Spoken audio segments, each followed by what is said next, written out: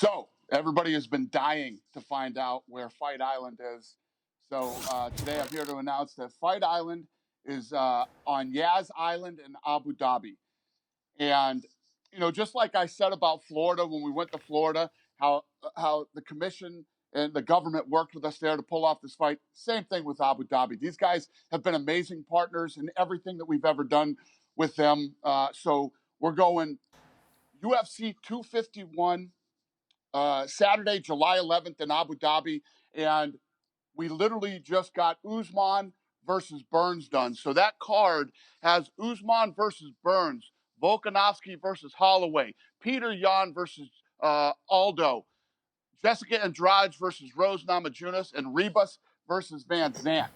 The first card in Abu Dhabi is ridiculous. The second fight will be Wednesday, July 15th, then Saturday, July 18th, and then Saturday, July 25th.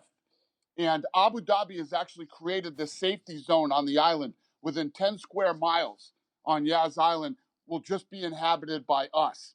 And it'll include an arena, hotels, training facilities for the fighters that are private so that the whole COVID-19 thing is covered, dining establishments, and yes, there is an octagon on the beach. Well, appears to be a good move for combat sports fans when Abu Dhabi, well, this is 2 or 3 years ago, right? It started coming out. Let's move away from oil and toward tourism. This seems to have paid off for combat sports fans, Dana, and I want to get into all that stuff. But I have to ask you, just as a fight fan, there are 3 names in the news right now as it relates to the UFC. One of them just said he retired. 2 of them are kind of going at you on Twitter. What are your thoughts on Conor McGregor, John Jones, Jorge Masvidal? Yeah, so Conor McGregor is frustrated right now because, look what's going on. Look at what we're pulling off. We're literally just going, to Yas Island right now to pull off these fights because the hardest thing to do right now is to get people into the country from other parts of the world. And we are a true global business. We're the only one, the only ones that are pulling off live sports right now. And if I continue to do fights in the United States, I'm going to burn out all my American talent. So now we got Yas Island ready to go. It's set up. And this is just a matter of Conor being frustrated, I think, and that he can't get what he wants right now. But it's just not possible. And he wants to fight Gaethje. Gaethje just won to beat Khabib. I mean, he just won to get the fight with Khabib. He just beat Tony Ferguson. Conor had the opportunity to slide into that spot if Khabib or Tony fell out.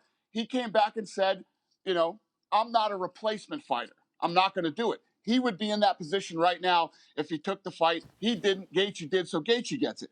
John Jones just signed a new deal less than a year ago. He's got 8 fights left on his deal. What do you want me to tell you? The guy's got a deal. Same thing with Masvidal. Masvidal just signed a new deal 7 months ago. These guys both have brand new deals that they were more than happy to sign less than a year ago. Yeah, I think the Masvidal and Jones are interesting cases that I think you'll probably explain away, but my history in labor unions and sports in particular kind of makes me a little biased on this particular side. But if it were just those 2 guys, then I feel like I could get on board and understand your explanation. And I obviously understand how businesses work, but there's a long history of issues with the labor in UFC not feeling that they are getting just payment or the treatment that they deserve. So can you speak to the long history rather than the specific individuals? Does anybody feel like they make too much money? Nobody does. These guys just, listen, if we were talking about a thing where these guys had old contracts from 3 years ago, and it's like, come on, that was 3 years ago that I did this deal. It's real. They signed these less than a year ago. Right. This was months ago. By the way, I don't know if you know this, but we're in a pandemic right now, and no other sports are going. Oh, by the way, every other sport out there is arguing over money right now. I haven't laid off one employee. I haven't asked any of my fighters to take less money, and you don't hear me out here crying about, no, I don't get any gates. I don't have this. You don't hear me crying about anything. I'm running my business. I'm paying everybody.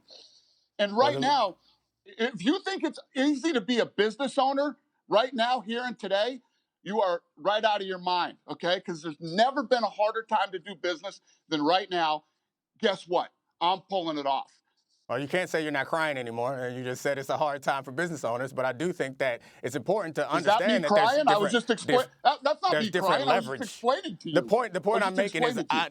all right, the leverage is different. So, like, saying that they just signed contracts doesn't speak to the leverage that they have in negotiation. Just because they signed contracts doesn't necessarily mean that the contracts are fair. I'm not informed enough to know whether contracts are fair or not, but I understand that when there's a track record of a number of athletes over a period of time having an issue with someone or a company, then that seems like a group that needs unionization in order to have the leverage to get the things that they want. I know Molly has a question for you, but that wasn't a question. I was just kind of making a point. Oh, no. I want you again. Welcome to the fight wait. business, my friend. And so right now we're in a pandemic and all this stuff is going on. Do you see me trying?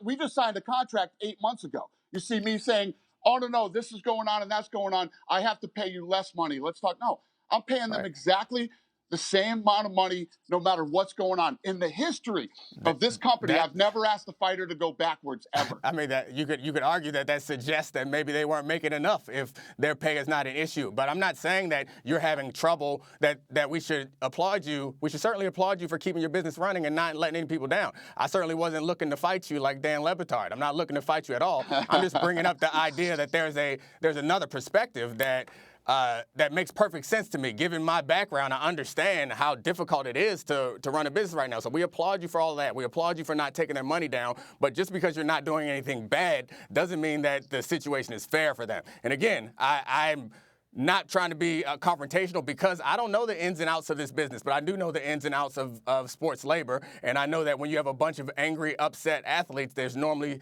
a reason why they should be angry and upset. So I was just speaking to that. Well, again, I have 630 fighters under contract, and we're talking about 2. Thanks for watching ESPN on YouTube. For live streaming sports and premium content, subscribe to ESPN+.